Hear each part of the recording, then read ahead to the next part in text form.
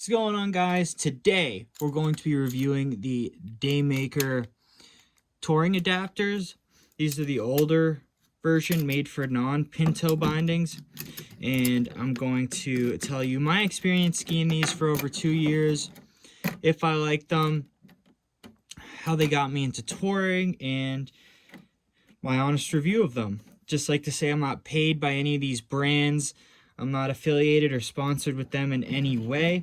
This is just my honest opinion to help you get good gear out on the slopes. So if you like that mission, if you want to help out the channel, please subscribe and comment, help out in any way you can, and then I can make more videos for you guys. So let's get started. What are Daymaker Touring adapters? Well, Daymaker Touring adapters are these big hunks of metal that go in any traditional downhill binding and allow you to make it into a touring binding. So they clip in. This is easier when my feet are in the boots, because you can just step in. But I would usually put these on my boots, and then I put them on my feet, and then I step into them. Let's see, are these the right size right now? I think so. Yeah. So then they clip into the boot with this wire, and then these guys clip into the binding, and they allow the toe to move, and then you would put your skins on the bottom, and then you can tour uphill. Look at that. And yes, I've used them many times, and they do work really well. What I like about them is that they're pretty quick, as you see. In and out, touring adapters off, and now I'm ready for downhill after I get my skins off. So they are pretty quick, but what they really do is they allow you to turn any downhill ski into a touring setup. So you don't need, in the past you would need a specialized pinto binding, a downhill or touring ski, touring ski, and pinto boots. But now you can turn any traditional boot and traditional downhill boot and downhill bindings into a touring setup to at least get you in some minor backcountry, side country, anything like that. And it really has helped me get to all those areas, and it's definitely a solid enough platform to get you started touring. This design itself works really well. You get a really good range of motion.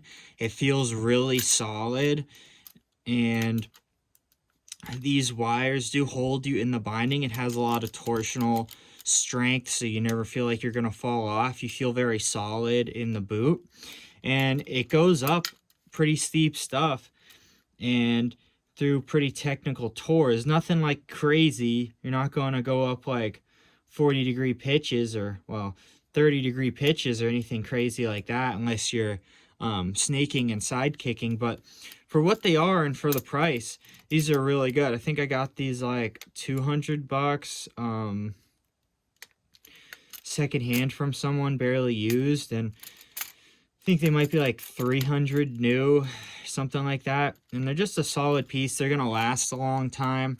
This is my second or third season on them, and I probably have about 20 days on them or so. And they're just a really solid piece. They are a little heavy, I will say. They're a little heavy, and you got to throw this in your backpack. So you take up a lot of space, and they do have a good bit of weight. But that's what you have to pay for when you don't have a dedicated touring setup. The new pinto adapters are a bit lighter, I believe, and you could put them on a lighter ski. I just have them on my Bent Shettlers 100s with these Look Pivot 12 bindings. And the really nice thing about these is that once you're transitioning to downhill, they let you be in a traditional downhill high-performance binding. So you don't have to fiddle with touring bindings. You don't have to know anything about touring bindings. They have a safer release than touring bindings because they're made for downhill. And it's just a good way to ease your way into it. It's perfect for trips. You don't need to bring an extra pair of skis. You can just throw these, your skins, in your backpack, and you're good to go. You know, it takes maybe a small to medium-sized backpack filled, and 2 of these plus your skins, so nice little watermelon, pumpkin-sized amount of stuff max, and you're out touring. You have touring gear. So my opinion, definitely worth it. I give these guys about a 9 out of 10 just because they are really nice for what they are. I'm not going to say that these are some pro level touring gear or anything like that. They're very adjustable. You can adjust the boot sole length down here, and you can adjust it with these many different areas, so that way you can get the perfect tightness. So they hold very well. A lot of the parts are replaceable, and it fits in almost any binding, so you can just keep reusing these. You can give them to your buddies. They're just very, very durable, and they get you around efficiently. It's much better than boot packing, and it has allowed me to get to a lot of cool small backcountry hikes. I did a lot of side country hikes, some hike out terrain in Vermont at Sugarbush. I did some, what else did I do? I think some at J Peak, maybe some at, definitely some out in Colorado. Some of the hike out terrain you can skin out, especially if the trail's groomed. And that just makes it super easy to run multiple laps on it. Because like Bergman Bowl at Keystone, getting out there is pretty far. You could just put these guys on, skin up the cat track and out the ridge, and it's so much easier than walking, especially in the fresh snow. Additionally, another major benefit to these is that they're not that expensive, but also if you consider the price of lift tickets, you know, a lift ticket's easily $100 a day, and if the conditions aren't very good and you don't feel like spending the money on your trip, you could just throw some of these on. You can, let's say you got too hot and it's the only good skiing is on the southern faces and everything else is an ice ball. It might not be worth going and paying $100 to ski that for you. So just buy these for $200 and then just save $100 and go tour up some south faces that are not too steep and have yourself a ski day.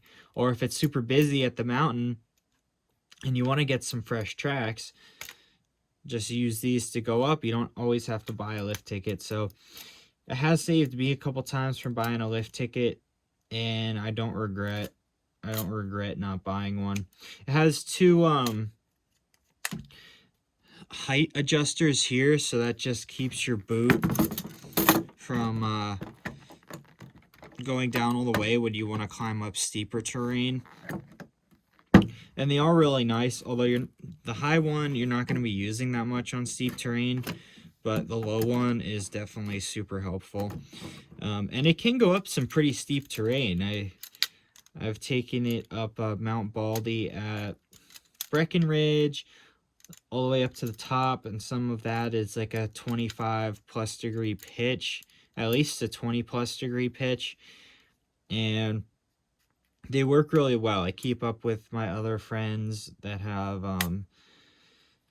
snowboard, split boards, and other stuff like that. I mean, touring, you know, going uphill wise, the transition is a bit faster, unless you're good. So I would definitely recommend these. They're still valid in 2025, and I think I'm going to have these for a long time until I get a touring